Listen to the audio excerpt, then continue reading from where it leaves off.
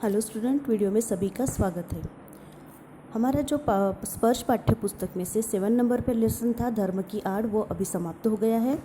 आज के वीडियो में उसके हम प्रश्नोत्तर देखेंगे, शब्दार्थ, अतिरिक्त प्रश्नोत्तर और बुक में जो आपका प्रश्नाभ्यास दिया है वो सारी चीज़ें देखेंगे। तो सबसे पहले शब्दार्थ देखिए।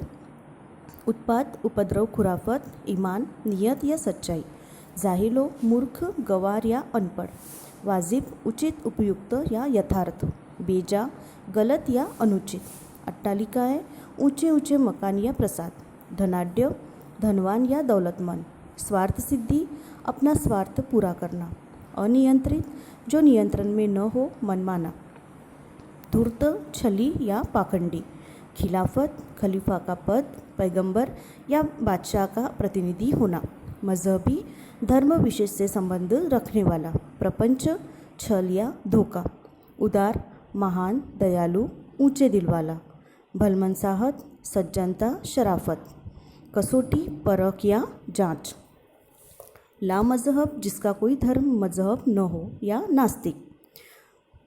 बोल्शेविज्म, सोवियत क्रांति के बाद लेनिन के नेतृत्व में स्थापित व्यवस्था। साम्यवाद, कार्ल मार्क्स द्वारा प्रतिपादित राजनीतिक सिद्धांत जिसका उद्देश्य विश्व में वर्गहीन समाज की स्थापना करना होता है। उसके बाद अतिरिक्त प्रश्न उत्तर देखिए। हीन स्वार्थों की सिद्धि से क्या अभिप्राय है? हीन स्वार्थों की सिद्धि का अभिप्राय है अपने तुच्छ निजी हितों की पूर्ति करना, स्वयं के सुख के लिए, सुख भी ऐसे जो निजता की श्रेणी में आते हैं, दूसरों को दुखी करना। दूसरा प्रश्न, धर्म के नाम पर कौन कौन लोगों का शोषण करते हैं? धर्म के नाम पर नेता, मठाधीश, आतंकवादी और धूर्त लोग लोगों का शोषण करते हैं। मजहबी पागलपन का भाव स्पष्ट करें। मजहबी पागलपन का अर्थ है अपने धर्म के प्रति अंधी श्रद्धा, धर्म के नाम पर बिना विचारे एक दूसरे को मारने मरने के लिए तैयार रहना। आज हमें क्या फल भोगना पड़ रहा है? आज जो भी धार्मिक दंगा फसाद है वह उन्हीं धर्माचार्यों के कारण है। वर्तमान में हिंदू मुस्लिम झगड़ा हमें आज भी परेशान कर रहा है और करता रहेगा। आप सच्चे इंसान की पहचान कैसे करेंगे? सच्चा इंसान वही है जिसकी करनी व कथनी में अंतर न हो। धर्म के संदर्भ में आने वाला समय कैसा होगा? आने वाले समय में लोग जागरूक हो जाएंगे।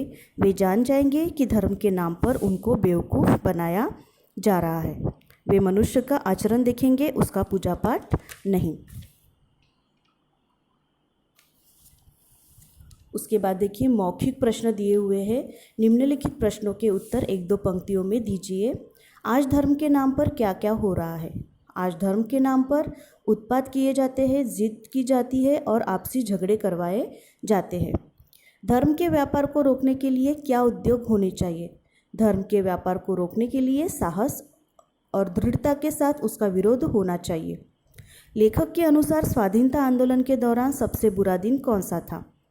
आज़ादी के आंदोलन के दौरान सबसे बुरा दिन वह था जब स्वाधीनता के लिए खिलाफत, मुल्ला मौलवियों और धर्माचार्यों को आवश्यकता से अधिक महत्व दिया गया। साधारण से साधारण आदमी तक के दिल में क्या बात अच्छी तरह घर कर कर बैठी है? साधारण से साधारण आदमी तक के दिल में यह बात अच्छी तरह घर करके बैठी है कि धर्म और ईमान के नाम पर अपनी जान दे देना उचित है। धर्म के स्पष्ट चिन्ह क्या है? धर्म के स्पष्ट चिन्ह है शुद्ध आचरण और सदाचार।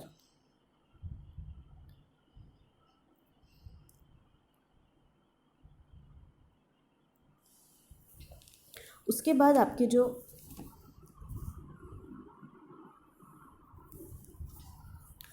बाद जो आपके बुक में दिए हुए प्रश्न है, प्रश्न अभ्यास, जिसमें लिखित प्रश्न दिए हुए हैं। उसके बाद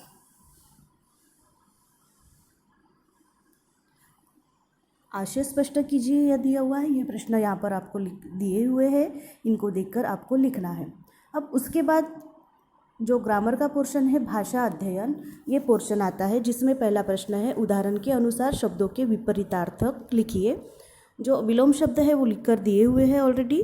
सुगम, दुर्गम, धर्म, अधर्म, ईमान, बेईमान, साधारण, असाधारण, स्वार्थ, निस्वार्थ, दुरुपयोग, सदुपयोग, नियंत्रित, अनियंत्रित, स्वाधीनता और पराधीनता। दूसरा प्रश्न है निम्नलिखित उपसर्गों का प्रयोग करके दो दो शब्द बनाइए।